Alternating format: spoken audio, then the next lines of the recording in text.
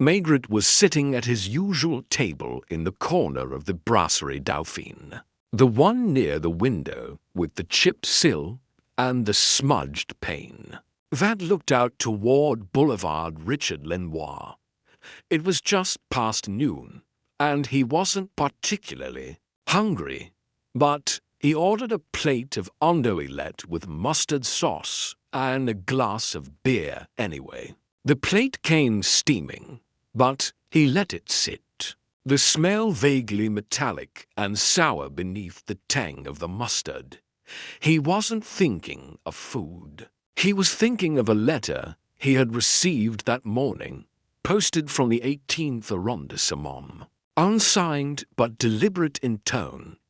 Rue Lamark. A woman cries every night. You might want to ask her why. There had been no envelope, just the card. No date, no name.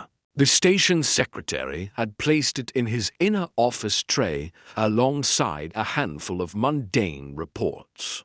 It wasn't unusual. Letters like this showed up now and then, usually from people with nervous dispositions or an axe to grind.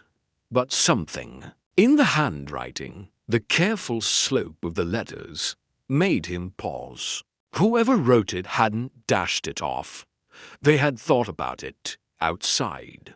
The clouds had begun to pull together, dull and damp, pressing low. The heat from the pavement still hung in the air.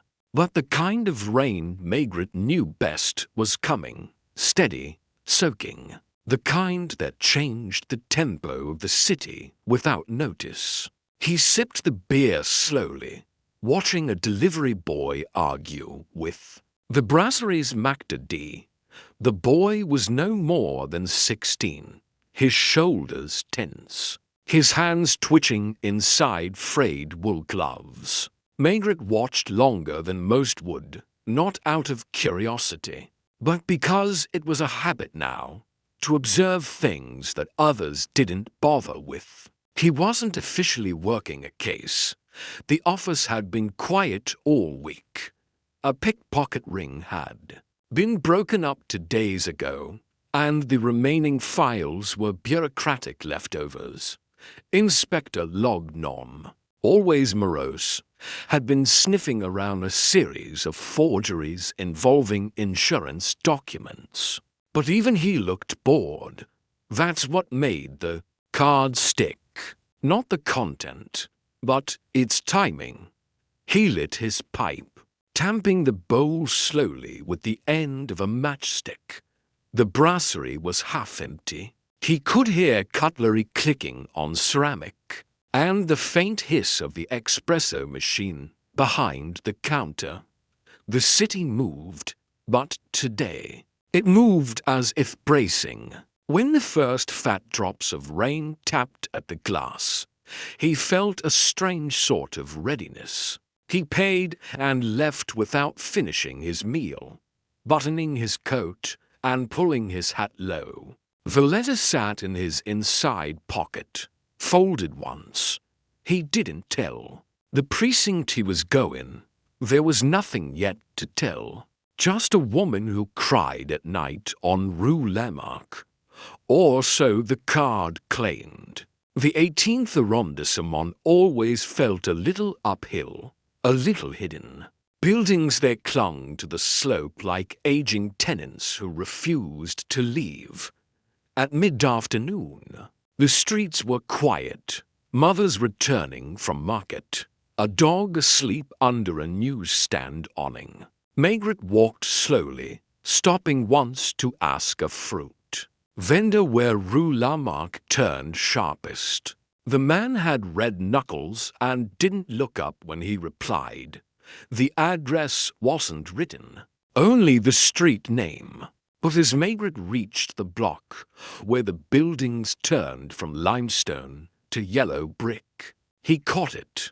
The sound of someone playing the same few notes of a piano over and over. A mistake. Corrected, then repeated again. He stopped across. from number 26 and watched. The windows on the second floor were cracked slightly, and the curtains were yellowed, limp. A woman passed behind them, not young, but not yet old. She didn't look out.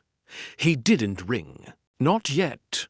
Instead, he took a turn around the block, noting the other tenants. A dentist's brass plate hung at number 24, a notary's office on the ground floor, a bakery across the street. Maigret filed it all away. Back at the base of the stairs at 26 Rue Lamark, he paused. A row of mailboxes sat unevenly against the wall, each labeled in pencil or worn ink. One had a name he recognized, not from a file, but a memory Java knew. He remembered the name from a travel notice filed 6 months ago. A man had reported his passport stolen at Gare Saint-Lazare. No suspects, no leads. The report hadn't gone anywhere. The coincidence was enough. He climbed slowly, his feet steady on the worn steps. At the second floor landing, the door with the yellowed curtains stood silent. He didn't knock. He didn't need to. The woman opened it before he raised his hand, as if she had been waiting for someone. Maybe for him. She looked tired, her face carefully arranged, but her hands clasped and unclasped at her side. Behind her, a hallway opened into a dim apartment. The smell of boiled potatoes and furniture polish faint, but persistent. "Yes?" she asked. Maigret took off his hat. "I'm not here officially," he said, voice low, "but I received a note." She didn't ask what it said. She didn't even blink. "You'd better come in," she said after a long pause, stepping aside. The door closed softly behind him. Rain thickened outside, running down the window panes like someone had spilled ink across the glass, and somewhere behind this woman's careful calm, Maigret felt it. Something had been taken. Something small, perhaps, but personal. A passport. Yes, but more than that, something was being hidden, and not for criminal reasons. Not yet. Maybe not ever. But the case, he knew now, had begun. The apartment was dim, but not unkempt. Maigret noticed the curtains were drawn, though the sky outside was still only mottled grey. The woman didn't offer him coffee or a chair, nor did she seem anxious to speak. She walked ahead of him into a narrow salon and stood by the mantel, where a clock ticked too loudly for the stillness of the room. A lamp was lit in the corner, casting a weak glow on the flowered wallpaper. "You received a letter," she said. Not a question. Maigret remained standing. He took off his coat and draped it carefully over a chair. "Yes," he replied. There was a long silence. He didn't press her. He had learned long ago that silence was not empty. It was often the only honest part of a conversation. She didn't look at him as she spoke. "My name is Lucille Vernew," she said. "I suppose you recognized the mailbox." "I remembered it," he said simply. "It belonged to my brother, Julian." Her fingers tapped the edge of the mantel once, then stopped. "He lived here." "Then he didn't." Maigret tilted his head. "When did he leave?" "6 months ago," she said. "He said he had found work in Marseille. I haven't heard from him since." Maigret nodded slowly, watching her. "Did he leave with his passport?" She blinked. He must have. Why would he leave it behind? There was a report, Maigret said, filed in his name, a stolen passport at Gare Saint-Lazare. Nothing came of it. He didn't follow up. She turned toward him now, but her face didn't change. I didn't know about that. Who lives here now? I do. Alone. Her voice wasn't defensive, just flat. He walked to the window and looked out. Rain had thickened, pooling. In the gutter, a small white dog trotted along the curb, nose low, tail tucked. Lucille said nothing, letting him take in the room. A photograph of two children stood on the shelf near the window. It was old, sun-faded, but one face was familiar. Julian, or someone who resembled the photo in the passport file. Why send? A letter? He asked without turning around. She exhaled, barely audible. I didn't.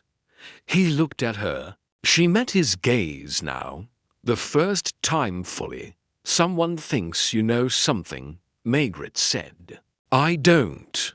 That you cry at night.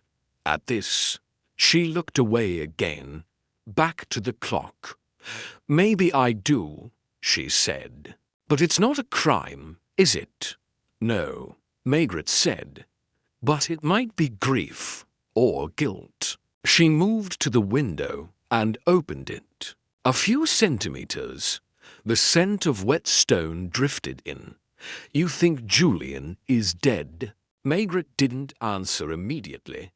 He pulled out the card from his pocket and handed it to her. She didn't take it. I don't know who sent it, she said, softly, but someone in this building must have. Who else lives here? She sighed. The old man downstairs, Monsieur Tricot. He hardly leaves his room. Then there's Madame Ansel. She teaches piano. The boy across the hall, Mark. He's always going in and out. And Madame Lenoir on the top floor. She watches everything. He put the card away. Was your brother in trouble? No, she said, then added. Not that I knew of. Maigret watched her hesitate.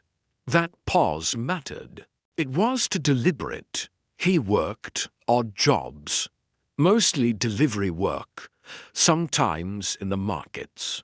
He had friends. Some, again, not a denial, just vague. But he wasn't close with anyone.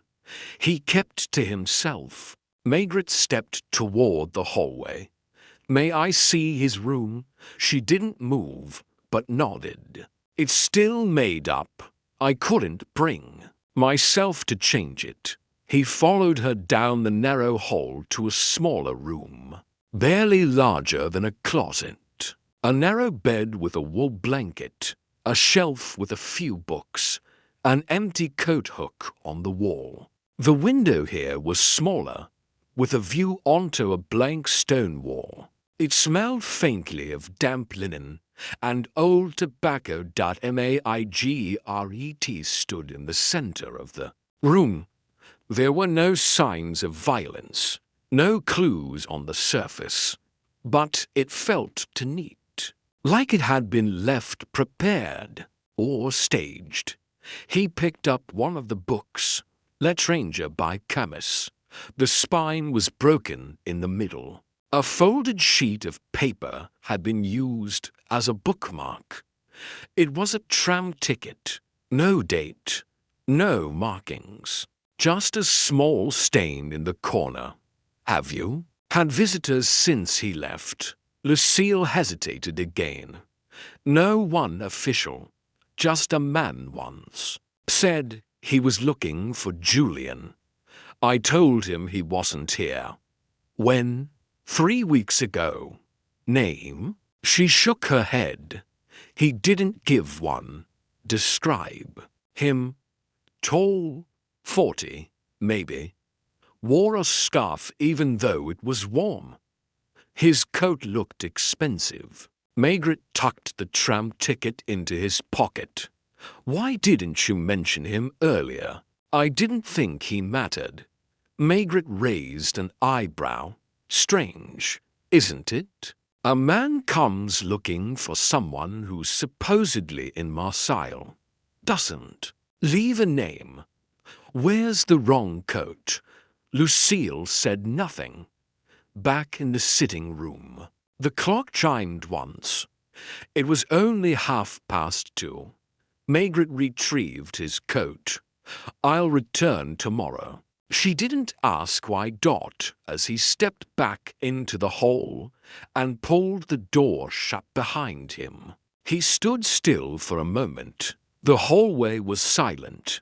The building was old, with hairline cracks along the molding and the smell of cabbage from someone's dinner beginning to rise through the walls. He didn't leave immediately. Instead, he knocked on the door across the hall. A boy answered, pale, freckled, his hair uncombed. He looked at Maigret with the usual mix of suspicion and curiosity. Yes, Mark, is it? The boy nodded. Maigret leaned slightly against the doorframe. Did you write a letter to the police? The boy frowned. No. Do you hear Madame Vernew at night? He shrugged. Sometimes. What do you hear? She talks to herself. Then she cries. It's weird. Do you know where her brother went? No. He gave me his old radio, though. Maigret nodded. Thank you. He didn't press further. He walked slowly down the stairs, the wood creaking underfoot. At the building's entrance, the mailbox labels caught his eye again. He scanned. Then once more. No one named Vernew had scratched out the name. Julian still hung there, alone.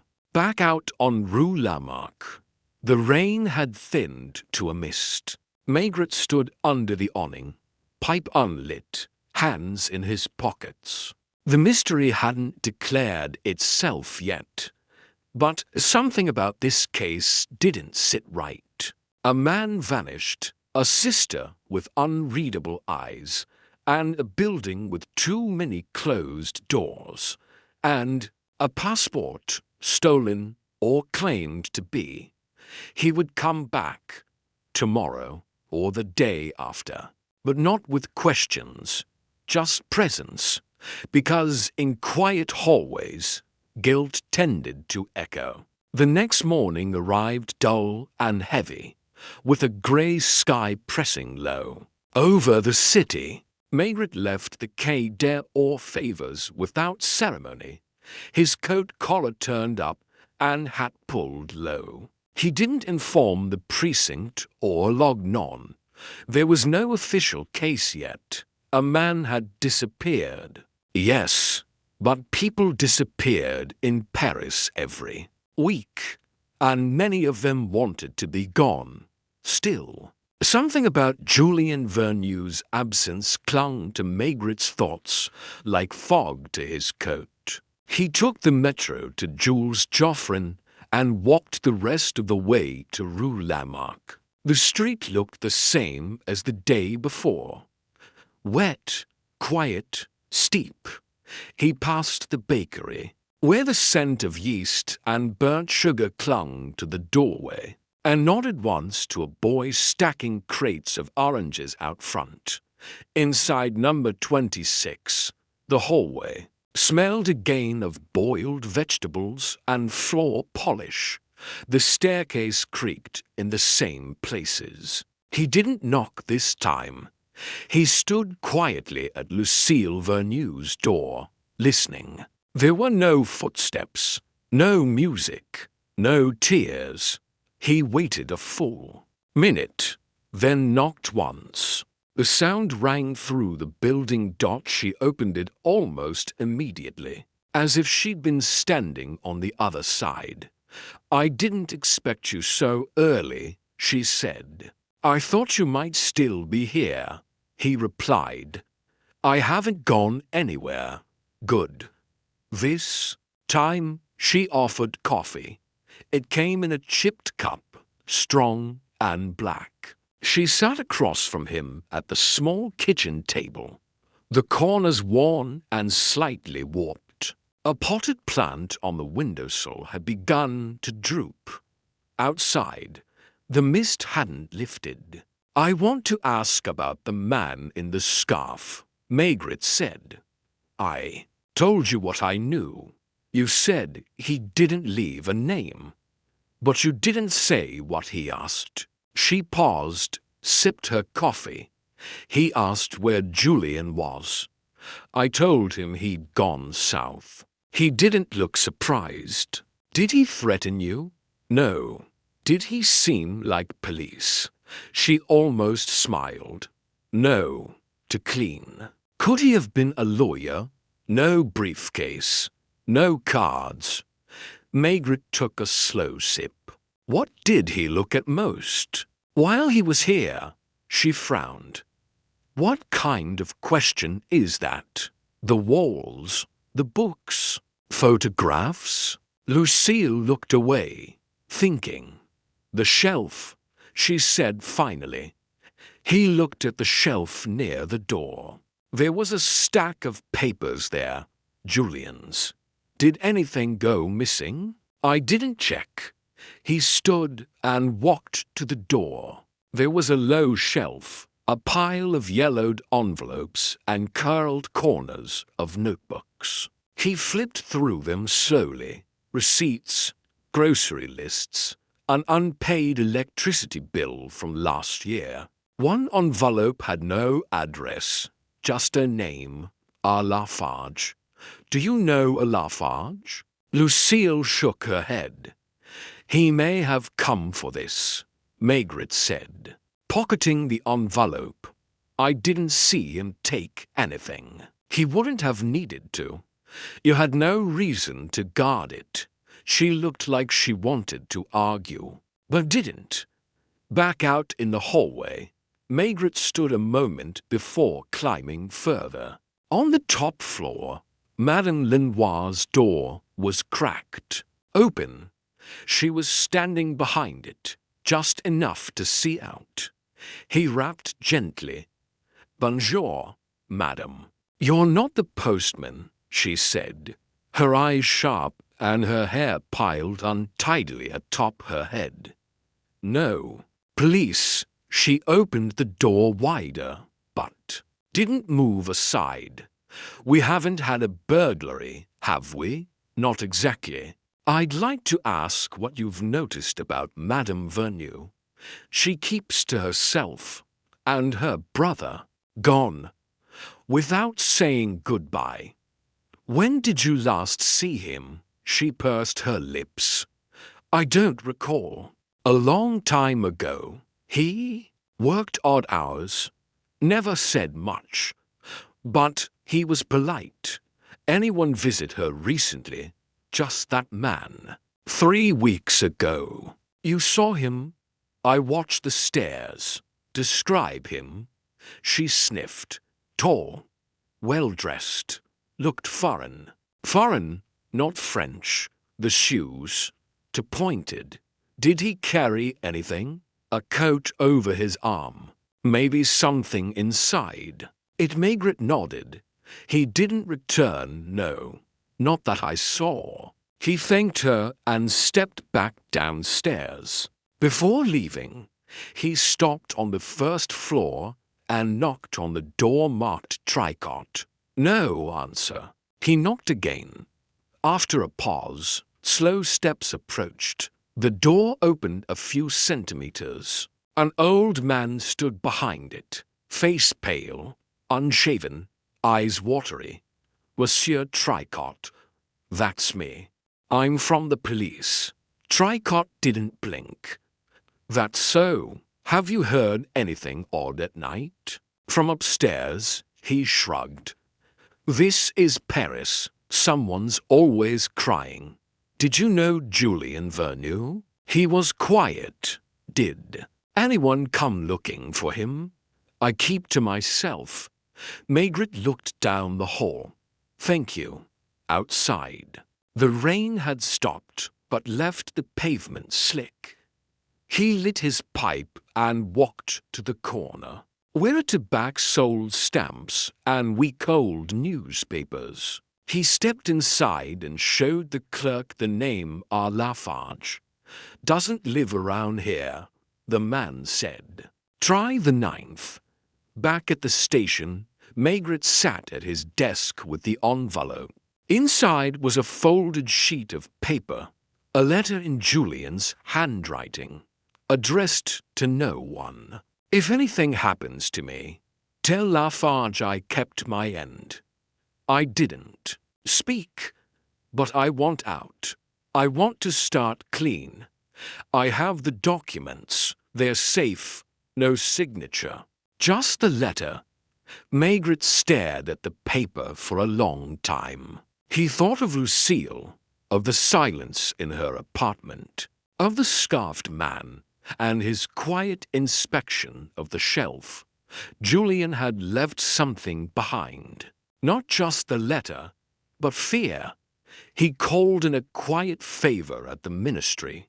The name Lafage came back with a single result: Roland Lafage, employed in overseas shipping. Office in the 9th.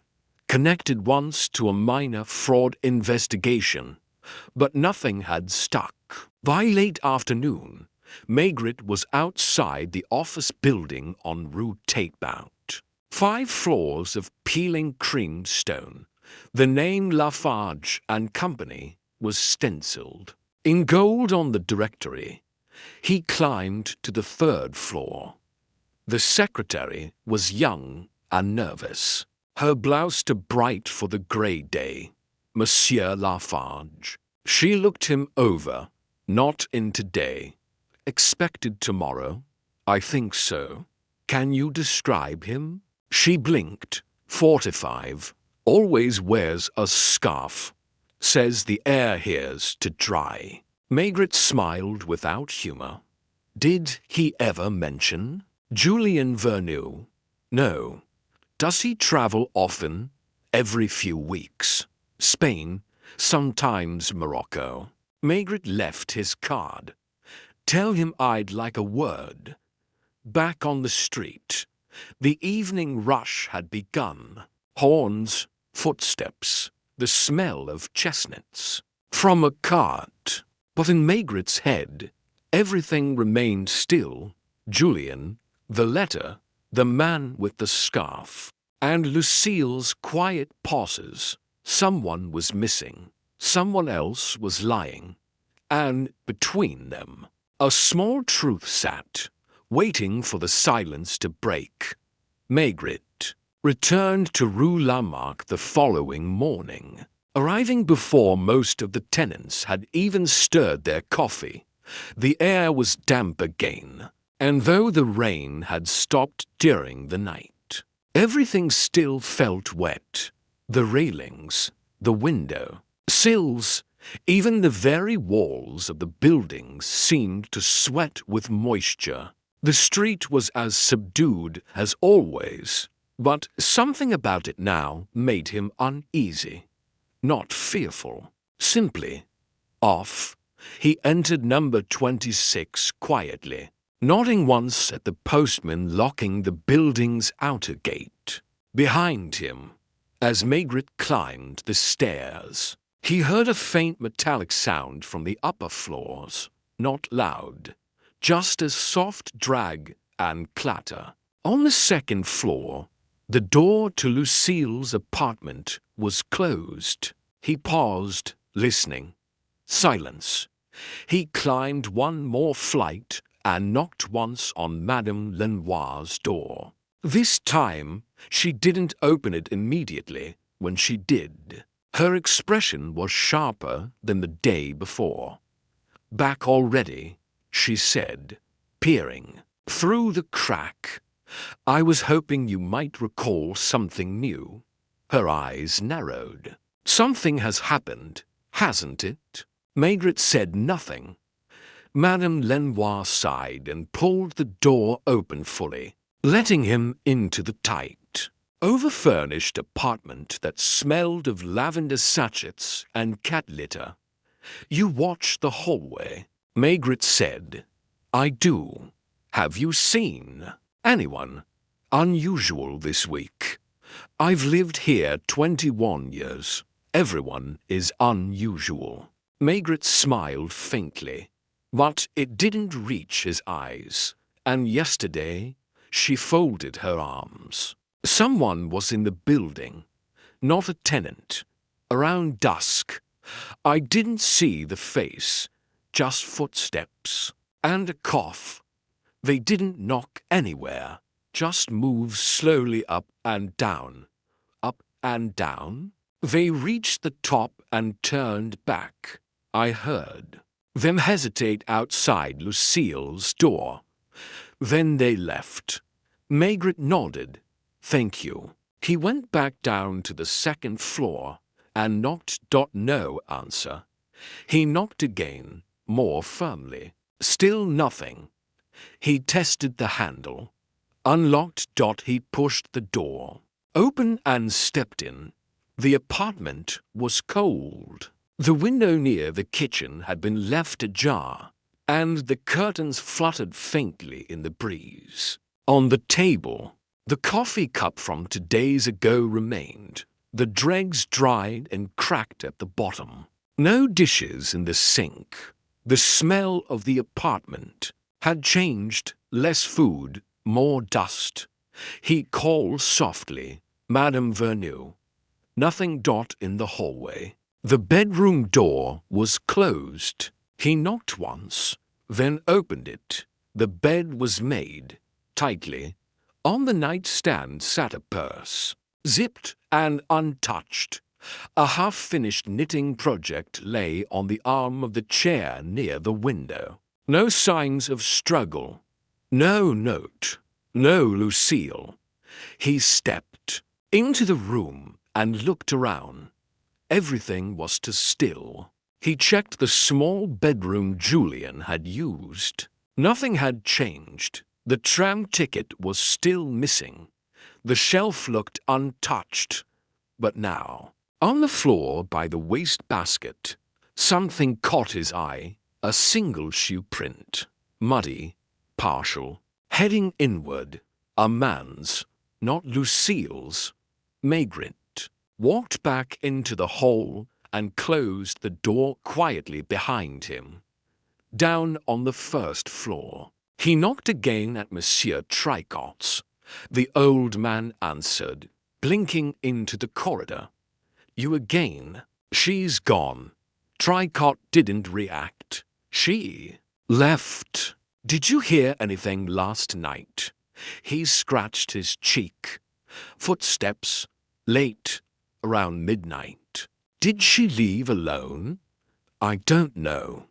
I didn't look. Did you hear voices low? Could have been a radio. Maigret nodded. Thank you. He stepped outside and stood in the doorway for several minutes, watching the street. The bakery was just opening. A few neighbors passed with umbrellas tucked under their arms. Despite the lack of rain, he lit his pipe and walked back toward the metro, but at the last moment changed direction. Instead, he headed back to the Quai des Orfèvres. It was time to put something on paper. He couldn't file a missing persons report. Not yet. But he could make a note, start a log, leave a breadcrumb. He returned to his office and asked Janvier to discreetly check the train stations for the name Lucille Vernou. No bookings, no ticket purchases under that name in the last 48 hours. No rivals or departures matching her description either. Next, he made a call to the administrative records office. I need a trace on an old report, 6 months ago. Theft of passport, Gare Saint Lazare, Julian Vernew.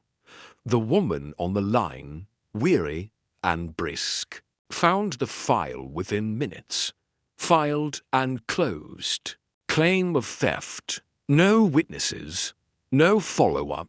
Can you see if anyone else filed a similar report the same day? She paused. 2 other claims. One never processed. The other, Roland Lafage, lost ID documents, stamped but no action. Maigret leaned back. Lafage lost documents too, apparently. Thank you. He hung up, tapped his pen against the desk, then stood. The envelope from Julian had mentioned documents. They're safe. The note had said. What kind of documents? Passports could be stolen for many reasons. Money, escape, new identity. But this smelled more like leverage or trade. He left the office again and took a cab to Rue Taitbout. At Lafage's office, the secretary recognized him instantly. He's not in, she said quickly. Before he could speak, still traveling? No, he just hasn't come in. Did he say where he was going? No. Maigret waited. The girl looked uneasy. He's not missing, she said quickly. He just hasn't shown up. Maigret nodded. What's behind that door? He pointed to an inner office with frosted glass. The blinds were pulled. She hesitated. His private room. I'd like to see it. I can't. Maigret gave her a long look. And finally, she reached for the key and handed it over without another word. The room smelled of cologne and dust. Papers were stacked neatly on the desk. An ashtray, unused. A briefcase stood under the table, locked on the sideboard. A coat was draped, the same grey wool with a silk lining that Madame Lenoir had described. A long scarf still dangled from the collar. Maigret stood in the center of the room for a full minute. Then he stepped behind the desk and opened the top drawer. Inside was a file folder. No label. Inside that, to passports. One in the name of Julian Vernew. The other in a name Maigret had never seen before. But the photo was Julian's. So the man hadn't just vanished. He had been duplicated, and someone had been using the second identity, or intended to. The question now wasn't just where is Julian, but rather, who else wanted to be him? And why had Lucille vanished the moment the question became real? Maigret folded the passports back into the folder, slipped it under his arm, and stepped out into the corridor. Rain had started again, soft and thin, but Maigret felt the weight now, not of the rain, but of the quiet that always came before something broke. The streets of the 9th arrondissement glistened under a fine curtain of rain. As Maigret walked slowly away from Lafage's office, he had the folder tucked under his coat, not out of fear it would be taken, but out of habit. A folder with 2 passports, one legitimate, one false, and both bearing the same face. That of Julian Vernew. But Julian was gone. Lucille was gone too. She had vanished not like a person in distress, but like someone who had seen this moment coming. There were no signs of a hasty escape. She had packed nothing, left everything. That kind of disappearance didn't come from panic.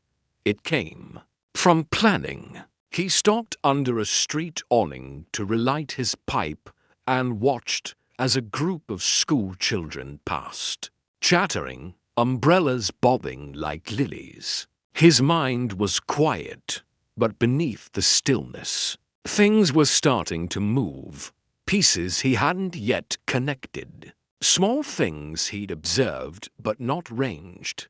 Back at the Quai des Orfèvres, Janvier was waiting with a note in hand. No train. Tickets under her name, he said. But something else. A room was let under elle. Venu 2 nights ago at the Hotel Tivoli, near Montmartre. Maigret raised an eyebrow. Checked out. This morning. Paid in cash. No luggage. Left behind. That didn't fit. If Lucille had been hiding, why leave the apartment at all? Why not just run? She left anything behind. Janvier shook his head. Desk clerk said she was quiet. Didn't speak to anyone. No visitors. Maigret took the address and walked to the corner to call for a car. He wanted to see the room himself. The Hotel Tivoli was wedged between a wine shop and a cinema, the kind of place people stayed when they didn't want to be seen. The desk clerk was an older man with shaky hands and a distracted eye. Room 5, he said, sliding over the key. She paid through tomorrow, but left early. Didn't want change. Maigret climbed the narrow stairs. Room 5 was small, barely enough for the bed and a wash basin. A folded towel sat untouched on the rack. The room didn't smell of perfume or soap, only dust and something faintly sour, like boiled cabbage. On the table beside the bed was a torn scrap of newspaper. Maigret turned it over. Nothing on the back. On the front, a small ad circled in blue pencil. Discreet travel. Arrangements. Identity management. Competitive rates. Contact RG. Booked postal 1179. He folded the paper and pocketed it. The room held nothing else. The mattress had no imprint. The ashtray was clean, the wastebasket empty. She had stayed here. Yes, but she hadn't lived here. She'd been waiting. Downstairs, the clerk was watching a soccer match on a tiny black and white television.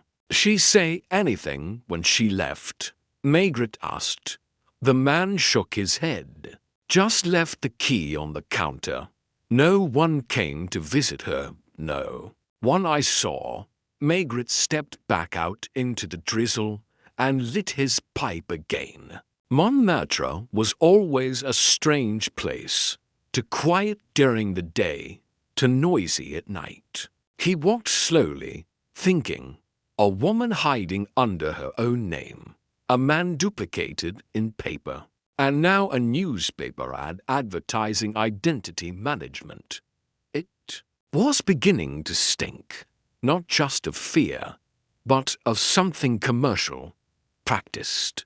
Back at the precinct, Maigret spread the contents of the folder on his desk. The first passport, Julian Vernew, issued 2 years ago. A few stamps, Italy, Belgium. Nothing exotic. The second one, newer. Different name, Claude Melaland. The same photo, cropped tighter. Same birth date, but different birthplace. No official stamps. Clean as morning snow. Janvier. Returned with coffee. Lognon asked if you're on something. Maigret chuckled. Tell him I'm washing the rain. He stared at the name again. Melaland. He'd heard it before. Not common, but not unknown. He pulled out the directory and scanned the pages. There it was. Claude Melaland, 17 Rue du Cygne, 2nd arrondissement. He didn't wait. A few minutes later, he was in another cab. Heading south. Rue Lamark was quieter than usual. The windows above the street blinked in and out of the fog. Number 17 was a modest building, neither rich nor poor. He climbed to the 3rd floor, where the name C. Melanin was etched onto a bronze plate. He knocked. No answer. He knocked again. More firmly, a man opened the door. Mid-30s, tall, dark coat, hair combed carefully. But the face, it wasn't Julian's. Not exactly. It was similar, yes, high cheekbones, same brow line, but narrower, lighter eyes. "Can I help you?" the man said. "I'm Inspector Maigret," he said calmly. "I'd like to ask about your passport." The man blinked. "Excuse me, Claude Melanin. That's your name. Yes, yes. You've never lost your passport?" "No. Never reported one." "Stolen? Of course not." "May I see it?" The man hesitated, then stepped inside. The apartment was clean, sparse. He returned a moment later with a leather folder and handed it over. Maigret opened it. The passport was authentic, issued 6 years ago. The photo matched the man in front of him. Maigret nodded slowly. "You never met a man named Julian Vernou?" "No. Never had your photograph used for anything." The man frowned. "What is this about?" Maigret returned the passport. "A false identity has been issued in your name." "That's impossible." "No," Maigret said, stepping to the door. "Just expensive." Back at headquarters, the pieces began to shift. Someone had built a second identity using Melanin's name and Julian's face. But why? To escape? To impersonate? Or to bury one of them? Maigret sat for a long while, pipe smoldering. Then he pulled out the newspaper scrap again. "Contact RG." He made another call, this time to the postal service. After a short wait, they gave him the forwarding address for boat postal 1179, an office on Rue des Petites Securies, a name, René Girard. An hour later, he was at the office, a cramped, nondescript place wedged between a locksmith and a travel agency. Inside, a young man sat behind a desk covered in forms. "Girard." "Yes." Maigret showed his badge. "You handle identities?" Girard's smile faded. "We help with travel." "Legally, you sold a passport." "I don't sell anything. I help people with paperwork." "Julian Vernou." The man flinched. Barely, but Maigret caught it. "I don't know the name." Maigret stepped closer. "He's gone. His sister is gone. I have the passports and a list of names that leads to you. I want the next name." Girard hesitated. Then, under his breath, said, "Look, I just arrange couriers. I don't ask questions." "Who picked up Julian's new papers?" Girard reached into a file drawer and handed over a slip. One word scribbled, "Lafage." Maigret stood in silence. So that was it. Lafage hadn't just visited Lucille. He hadn't just searched the shelf. He had ordered the false identity and used Julian to do it. What remained to be seen was whether Julian was dead or simply erased, and whether Lucille had run to hide or to finish what her brother had started. It was raining harder now. The kind of rain that ran in crooked rivulets down tiled roofs and made collars heavy. Maigret didn't mind it. He liked the way it slowed everything down, washed the noise from the streets, made people walk differently, quieter, more cautious. And in that quiet, he always found things. He sat under the striped awning of a café near Place de la République with a beer that was going warm and untouched. The slip of paper bearing the name Lafage was folded inside his jacket. So Lafage had picked up Julian Verneux's new identity from Girard's office, and done so under no illusion of legality. But the trail didn't feel hot. It felt old, like he was walking through echoes instead of footsteps. Julian Verneux was not just missing. He had been replaced. The second passport had no fingerprints, no stamps, no past, just a clean page for someone else's future. Maigret took out the two passports again, laying them side by side on the table. To anyone else, they would look like a bureaucratic mishap. But he noticed the details. The subtle difference in posture in Julian's photo, as if he'd been told not to smile. The shadows were different too, taken in another place, under someone else's light. Lafage had gone quiet. His secretary hadn't heard from him in days. No contact, no word. Lucille had vanished just as suddenly. The pieces were no longer shuffling, they were stopping, which meant someone had what they wanted, or someone had gone missing in the other direction. Maigret paid and stepped back out into the street, water sliding off the brim of his hat. He walked to the metro and headed to the ministry building. His contact there was an older man named Jurek, who owed him 3 small favors and 1 large one. Inside the records department, Maigret waited as Jurek scanned the registry. There, Jurek finally muttered, "Claude Melanin, the real one. Worked briefly for the colonial office. Traveled to Casablanca, Dakar. Lives modestly. No criminal record." And the name was used again. Jurek nodded.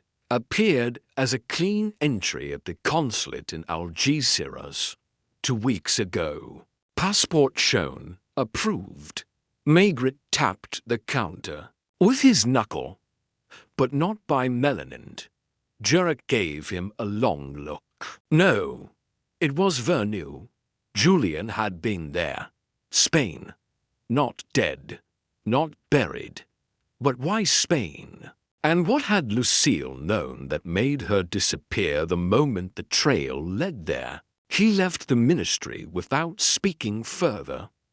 The next stop was the immigration department, a small office filled with brown folders and worn chairs. After an hour of waiting, a clerk named Bertrand produced a single-page report, a request for entry into Morocco, filed under the name Claude Melanin.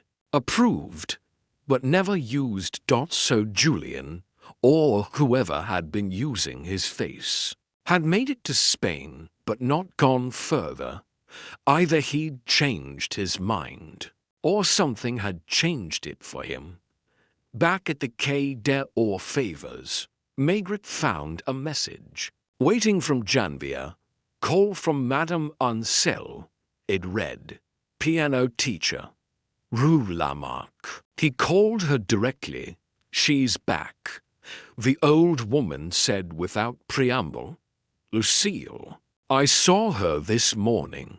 Slipped into the building like a ghost. When? Half an hour ago. Alone. Yes, pale as chalk.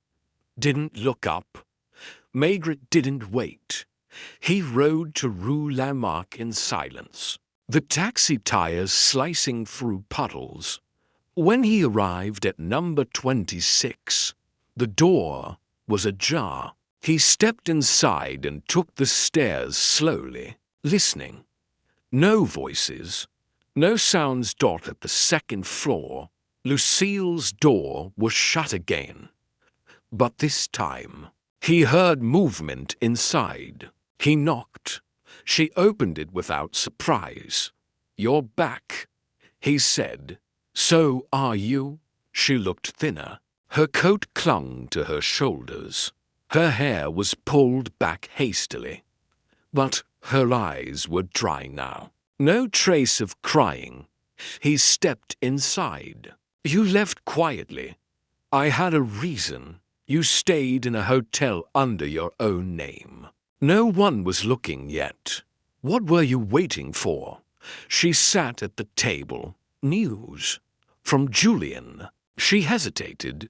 "Then from someone else." But it never came. He sat across from her. "He's in Spain." "I know. Did he contact you?" She shook her head. "But I knew." Maigret took the newspaper clipping from his pocket. "You gave him the ad." "Yes, he was going to disappear." She looked at her hands. He already had. What did Lafage want from him? He promised money, a way out, said if Julian helped him, they could both vanish. New names, new places. What did Julian have? A resemblance. Maigret frowned. To who? To someone Lafage had seen once. In a bar in Tangier. A courier or smuggler. No one with real papers. Lafage said Julian looked close. Enough that with the right identity, he could fill in, become that man. No one would know. Maigret exhaled. But Julian didn't go through with it. No. Why not? Lucille looked at him. Because he got scared, or guilty, or both. I don't know. He wrote the letter, told me to keep it hidden. Then he disappeared before Lafage could pressure him again. Maigret leaned back. Did Lafage threaten you? She looked away. He didn't need to. And now? I think Julian's trying to come back. But the door's shut. What? Door? To himself. His name. His place. It's been replaced. He can't return as Julian, and he didn't want to live as someone else. They sat in silence for a while. Rain pattered softly on the glass. Maigret spoke last. "You'll tell me if he contacts you again." She nodded slowly. Yes, he stood. At the door, he paused. "You know the worst part." "What?" "He didn't commit a crime. Not really. But he has no way to prove it." She said nothing. As Maigret stepped out into the stairwell, he didn't feel resolution. He felt something worse, something unfinished. Julian was alive, somewhere, under a name that didn't belong to him, in a life he couldn't claim. And Maigret, standing in the rain again, knew this wasn't the kind of case that ended. It only faded, like ink on a passport left out too long in the wet. When Maigret stepped back into the corridor, he didn't descend the stairs right away. He stood facing the opposite door, the one belonging to the boy Mark, across from Lucille. Their news flat. The boy had spoken to him briefly, nervously, the first time he'd visited. There had been something in his tone, even then. Not quite fear, but something adjacent, a flicker of understanding that didn't belong to someone his age. He knocked. No response. He knocked again. Softer this time. The door opened an inch, revealing Mark's wary face. "You again," the boy said. It wasn't rude, more like resignation. "I'd like to speak to you, Mark. Just for a minute." The boy looked over his shoulder, then stepped back, allowing Maigret in. The apartment was untidy, with the kind of clutter that clings to rooms lived in by children and raised by absences. There was no sign of parents. A radio played quietly. From the kitchen, a half-eaten piece of bread sat on a plate by the sink. "Your parents not home?" "My mother works nights," he said, picking up a sweater from the couch and tossing it onto a chair. "I don't have a father." Maigret nodded, as if that answered everything. "You said Julian gave you a radio." Mark nodded. "He fixed it up before he left." "Were you friends?" The boy shrugged. "Sort of. He talked to me when others didn't." Maigret sat gently in a worn chair. "Did he ever mention leaving?" "Not really. But he was different near the end. He seemed nervous. He'd stop talking in the middle of a sentence, like he was thinking about something else." Maigret studied the boy. "Did you ever see anyone visit him? A man, maybe?" Mark paused, and Maigret saw it. The eyes shifted, a quick dart to the left before returning to meet his gaze. "A man came once," Mark said finally. "I didn't see much, just his coat." "What about it?" "It had a tear near the hem, like a rip." Maigret nodded slowly. "That was new." "You saw him enter Julian's apartment." "I heard them argue. Then the door closed." "That was the last time I saw Julian." "Did he leave after that?" Mark shook his head. "I didn't see him go. But the next morning, Lucille was alone." "Did she say anything?" "No. She just cried a lot." Maigret leaned forward. "Mark, if you know something else, even something small, I need you to tell me. It matters." The boy hesitated, then reached under the couch cushion and pulled out a small, folded piece of paper. He dropped this. "I found it the next day." Maigret unfolded it carefully. The ink was smudged, but legible. It was part of a form. An application for a second passport, pre-filled. No signature, no photograph, but the name typed in neat capitals, Claude Melanind. "Did you tell anyone?" Mark shook his head. Maigret stood and placed a hand on the boy's shoulder. "You did well to keep it safe." He left the apartment quietly, descending the stairs. Slowly outside, the rain had finally stopped. The street was slick and empty, glistening under a bruised sky. He returned to the Quai des Orfèvres and filed the form inside the folder with the other papers. The story was becoming clearer, even if its edges still frayed. Julian had never planned to disappear fully. He'd been preparing an exit. Yes, but one he never quite took. The second passport had been printed. The name had been chosen. But the form Mark had found proved Julian hadn't gone through with it. Not completely. The identity of Claude Melanind had been constructed, but not finalized, which meant someone else had taken it over. The name was ready. The face was convenient. The hesitation had made him disposable. Maigret took the elevator to the records floor and asked for travel logs, not by name this time, but by photograph. Verneux's photo had been entered into the foreign registration system through Melanand's passport. He asked the clerk to cross-check ports of entry and known border checks in the last month. After an hour, the man returned, entry recorded. In Algeciras, he said, but no exit, no movement since. So Julian's last trace is in Spain. Maigret returned to his office and sat quietly.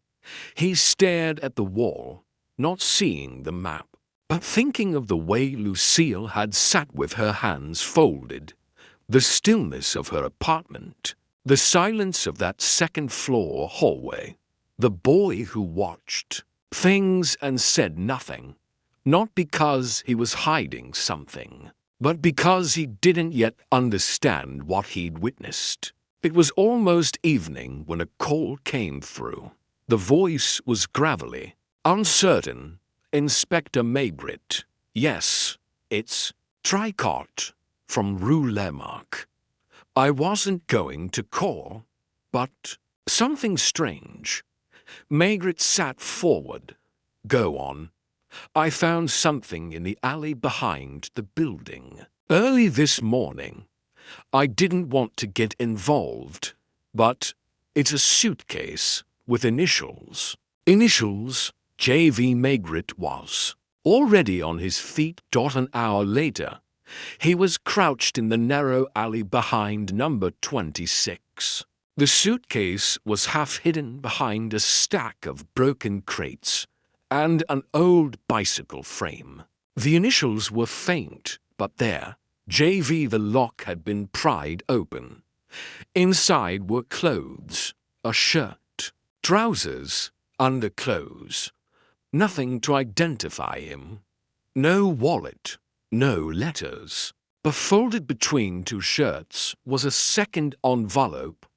Maigret opened it. Inside, a single photograph. Julian Verneau, seated at a cafe table, next to a man with sunglasses and a crooked smile, unmistakably Lafage. The photo had been taken from a distance, perhaps with a zoom lens. On the back, in pencil, Tanger. 17 March. So they had gone to Spain together. Maigret stared at the photograph for a long time. It wasn't just evidence. It was a warning. Julian had something, or knew something, Lafage needed. But once the identity was assumed, the need vanished. Lucille had said Julian was trying to come back. Maybe he had tried. Maybe this suitcase, discarded behind his old building, was the closest he had gotten. A last gesture, or a quiet goodbye. Maigret stood and looked up at the windows of number 26. Most were dark now. He walked away slowly, the suitcase under his arm, the photograph in his coat pocket. Tomorrow he would return to the ministry and request assistance from the consulate in Algeciras. Maybe Julian was still there, maybe not. But one thing had become clear. This wasn't a case about theft or paperwork or forged documents. It was about something smaller and heavier, the weight of a name. Maigret didn't sleep much that night.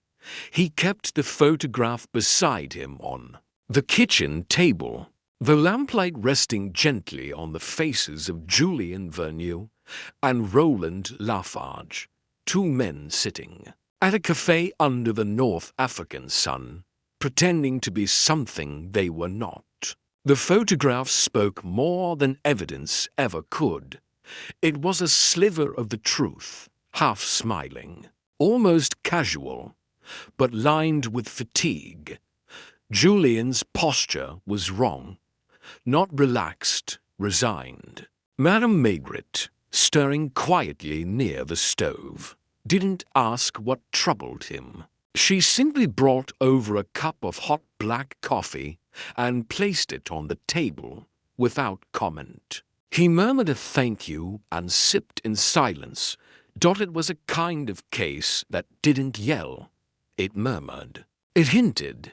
And it waited. The next morning, Maigret was at the Foreign Ministry by 9, his contact in external liaison. A man named Beauchamp, with a face too cheerful for such a grey office, agreed to cable the French consulate in Algeciras. Within an hour, a reply came back. An official under the name Claude Melanind had been logged entering the country on March 17th. No departure since, no hotel registrations, no arrest record, no death certificate, nothing. Could mean he crossed into Morocco unofficially, Beauchamp offered. Maigret shook his head. No, he wouldn't have gone through with it. You sound sure. I'm not, Maigret said, but it smells that way. Beauchamp handed over a printout of the consulate's official communication. There's a name here, he said. An informant, local, says he might have seen someone fitting Verneux's description. Left a note at the consulate 4 days ago. Maigret read the name. Said El Mosri, café manager, Cale Trafalgar. He folded the paper and tucked it into his coat. By noon, he was back at Quai des Orfèvres. He summoned Janvier and asked him to dig up everything they had on Lafage's business dealings, legitimate or otherwise. Within the hour, a short file was brought to his desk. To shell companies. One tied to logistics in Marseille, another listed vaguely under import, export with a Gibraltar address. Lafage had travelled repeatedly to Spain over the last year, twice under his own name, once under an alias, Gerard Defoe. On that last trip, a third man had accompanied him, Julian Verneux, registered as Claude Melanind. Maigret stared at the travel report. Verneux hadn't vanished. He had been ferried. The question was whether he had returned the same way. Back at Rue Lamark, the hallway was unusually quiet. Mark's door was open again. The boy sat on the floor with a book, back propped against the wall. You heard anything? Maigret asked gently. Mark shook his head. She left again this morning. Lucille. The boy nodded. Early, carrying a small bag. Maigret frowned. She say where she was going? No, but she looked like she wouldn't be back. That was what he feared. He walked to Lucille's apartment and knocked, already knowing there would be no answer. The door was unlocked. Inside, the air was colder, the light softer, as though the apartment had exhaled. On the kitchen table sat a single envelope with his name written in a looping, careful hand. Maigret. He opened it slowly. Inspector. I don't know if this is running or returning. I don't know if Julian is still alive. I only know he tried to disappear, and the world wouldn't let him. He carried the wrong face and the wrong name, and now no one recognizes either. I'm going to find him, or find out what became of him. If I don't return, it means I've found my answer. I'll send a letter, if I can. Thank you for not pushing harder, for listening more than speaking. Lucille. Maigret folded the letter and placed it in his inner coat pocket. He stood a moment in the room, noticing things he hadn't seen before. A cracked teacup in the sink, the frayed hem of a curtain, the faintest hint of perfume still hanging in the air. She hadn't packed, not really. Like her brother, she had left only what she couldn't carry, which, in the end, was most of her life. Back at headquarters, Janvier brought new information. Lafage left Paris 2 days ago. Train to Marseille. From there, no trace. Spanish authorities say he's not yet crossed. But his company's contact in Gibraltar is expecting someone using his real name. No. Reservation is under default again. So he was running. 2. Maigret smoked slowly at his desk, rain smudging the window panes beside him. The case, if it could be called that, was folding in on itself. There would be no arrest warrants, no dramatic interviews, just quiet truths, like footsteps on an old stairwell, heard but never confirmed. That evening, a telegram arrived from the consulate in Algeciras.2. Inspector J. Maigret. Quai d'Or favors from Consulate de France, Algeciras Ray. Subject. Julian Vernew, Claude Melanin cafe owner, says subject frequented establishment early March. Seemed troubled, often alone. One night came with other man tall, scarf, French accent. Disappeared day after. Left small bag behind. Contained book. Toothbrush, photograph of woman. Mailed to this office. Attached was a second message. Photograph enclosed.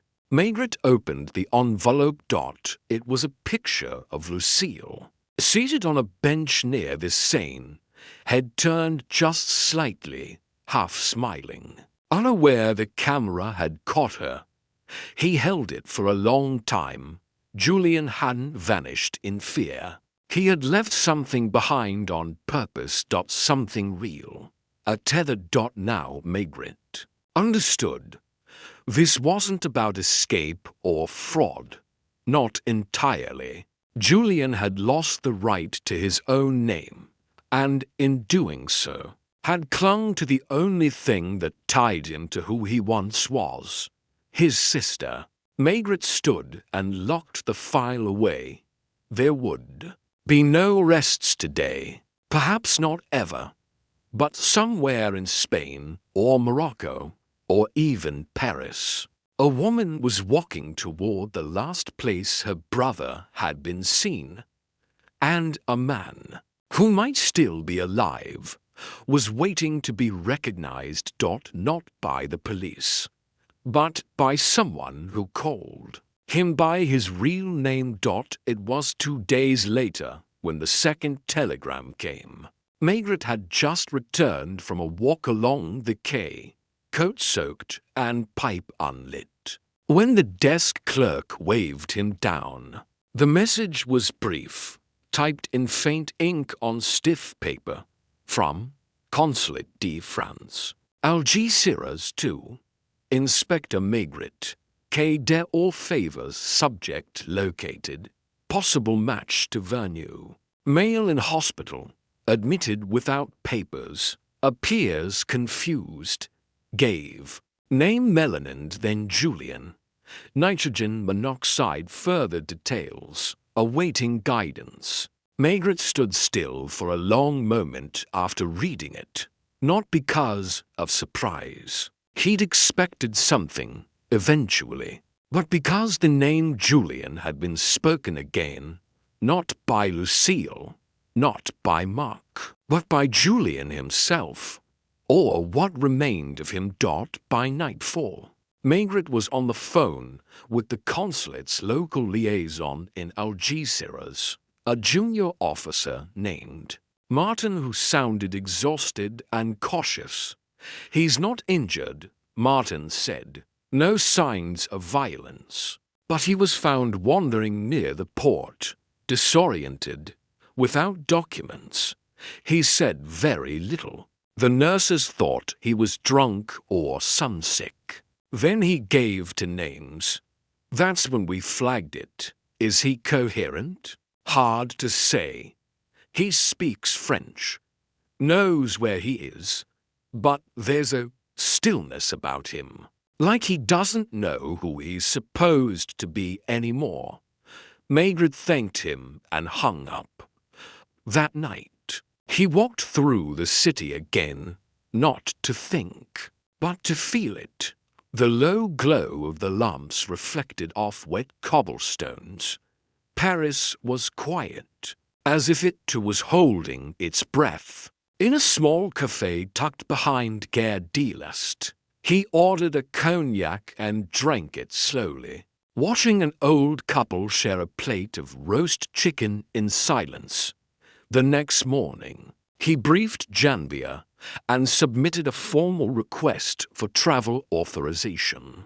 It was granted without resistance. There were no charges. After all, no crimes officially documented, only a man with 2 names and none that fit. He arrived in Algeciras 2 days later.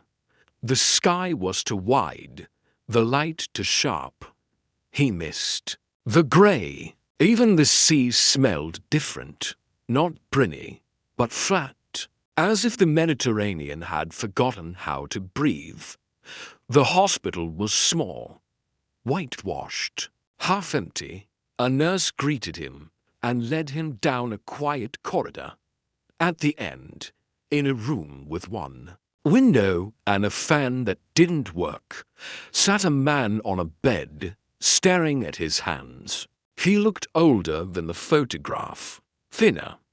His hair had grown out unevenly, but Maigret recognized him instantly. Julian Vernou. The man looked up when Maigret stepped in, but didn't speak. Maigret sat in the chair beside the bed, not removing his hat. "You're Julian," he said. The man looked at him, then back at his hands. "I used to be," he said softly. "You still are. No one's called me that in a long time." Maigret lit his pipe. The nurses had said no smoking, but he didn't ask. "You were last seen with Lafage," he said. The man nodded. "He told me to disappear, said the name was clean, the money ready. But you didn't go." "I couldn't." He looked toward the window. "I tried. I used the passport, crossed the border. But the moment I did, I felt nothing, like I wasn't real anymore." "Why did you leave your suitcase in Paris?" The man didn't answer right away. "It was all I had, but it felt like a lie. I thought if I left it, I'd be free of it." "You left behind your sister too." Julian flinched. "I told her not to follow. She never listens." "She's here," Maigret said. Julian turned sharply. "In Algeciras, she's looking for you." Julian looked down again. His voice was smaller now. "I didn't think anyone would." Maigret took out the photograph, the one Lucille had kept in the suitcase, now returned by the consulate. He placed it on the table beside the bed. "She kept this." Julian stared at it for a long time. His eyes didn't water. He didn't speak. He just looked. After several minutes, Maigret stood. "You'll need to make a statement to the consulate. They won't charge you. There's nothing official against you, but you'll need to choose who you are when they ask." Julian nodded. "I don't know if I can go back," he said. Maigret paused at the door. "Sometimes going back doesn't mean returning. It just means stopping the lie." Outside, the sunlight felt foreign on his coat. He walked to the harbor and sat watching the ferries come and go. Children laughed nearby, throwing bread to gulls. The next day, Lucille arrived. She wore the same coat, carried no luggage. When Maigret met her at the hospital gate, She didn't speak. She only nodded once, then passed him and went inside. He didn't follow. Some meetings weren't meant to be watched. Later that afternoon, he received a message. From the consulate, Julian Vernew had formally reclaimed his name. The false documents were surrendered. No charges, no questions. He was, once again, simply Julian. Maigret stood by the window of his hotel room, smoking slowly, listening to the hum of scooters and distant sea traffic. The case hadn't ended, not in the way they usually did, but it had closed, gently, like a door pushed by the wind. Somewhere in that hospital, a man and a woman sat across from each other with too many silences between them. But silence could heal, Maigret knew. If it was honest, he left Spain the next morning. The train back to Paris arrived just before nightfall. The city greeted him with damp streets and familiar smells. Bread, oil, old rain. Home. Madame Maigret asked only one question. Was he all right? Maigret removed his coat and sat beside her. He remembered who he was, he said. She didn't ask anything else. Outside, the rain began again, softly this time. As if the city, too, was returning to itself. Maigret didn't file a formal report. When he returned, there was nothing to prosecute. No laws broken in any way that mattered to a judge. False documents, yes, but no fraud committed with them.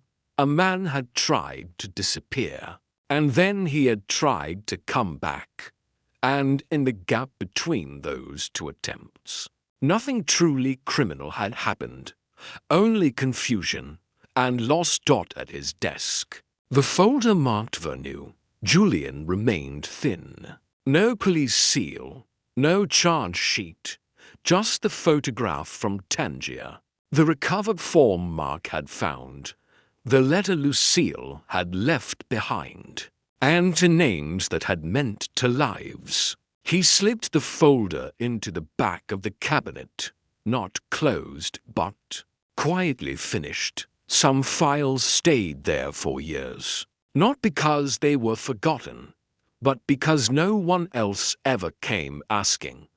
That afternoon, Maigret walked slowly down Boulevard Richard Lenoir, coat unbuttoned, pipe cold in his pocket.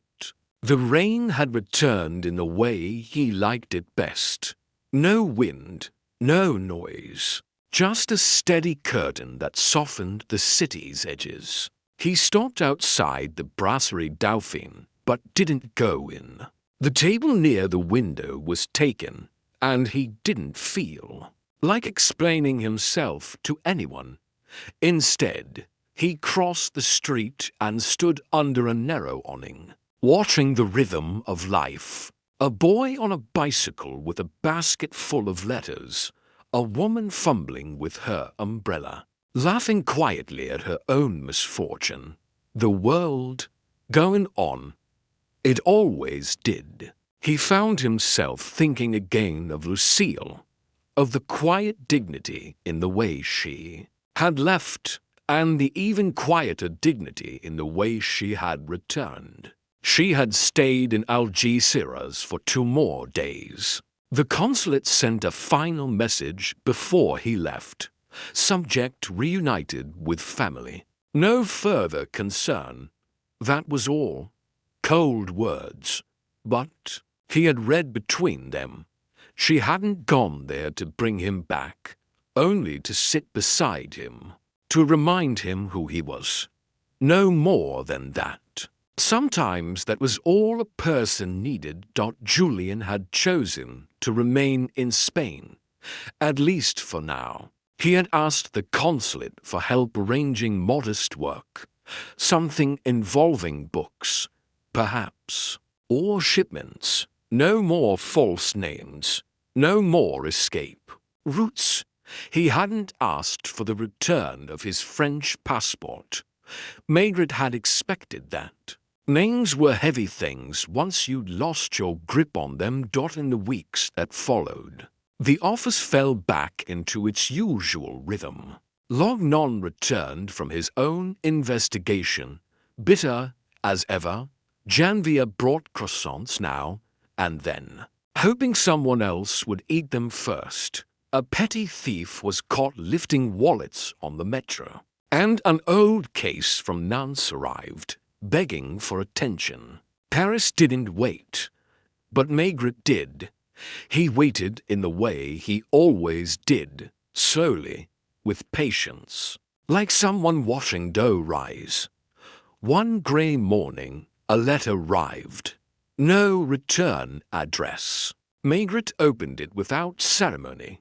Inspector, I suppose I should say thank you, but it doesn't feel like enough.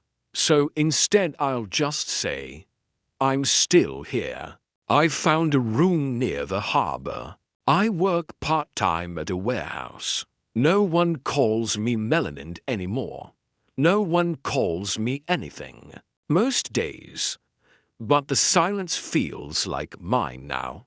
Lucille returned to Paris last week. She left with nothing. She came back with nothing. But somehow, I think she's carrying less. I walk by the water often. I don't look behind me anymore. JV, there was no date, no location. Just that Maigret folded the letter and placed it in the same drawer as the others. That evening, he stopped by 26 Rue Lamark once more, not to knock, just to stand outside and to notice. The building looked the same, but the brass nameplates had changed. Javernieu had finally been removed. In its place, there was nothing yet, just a faint outline where the letters had been, the shape of a name that once meant something. Across the hall, Mark passed by, carrying groceries. He recognized Maigret and nodded without fear. Your friend, Maigret said, gently. He's... Well, Mark's face lit up in a way Maigret hadn't seen before. Good, he said simply. He was nice. Maigret smiled faintly. Yes, he was. The boy disappeared up the stairs. The building fell quiet again. Maigret didn't linger. He stepped back into the misty street and turned toward the metro. That night, at home, Madame Maigret had prepared her usual stew. He ate slowly, and when she asked how the day had gone, he didn't answer right away. He watched the steam rise from the bowl and listened to the ticking of the wall clock. Then, finally, he said, Do you think people can return to themselves? She looked at him curiously.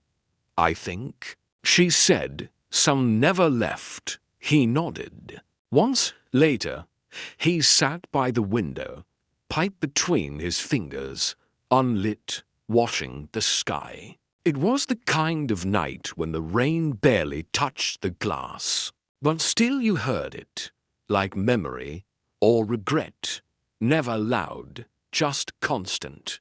And in that silence, he thought not of cases or files, but of names. Of Julian, who had worn to, and almost lost both, of Lucille, who had never changed hers, yet somehow had left it behind for a while, and of himself, Maigret, who never wanted more than the sound of his name when spoken without fear. Outside, the street was empty, but in that emptiness, everything felt full.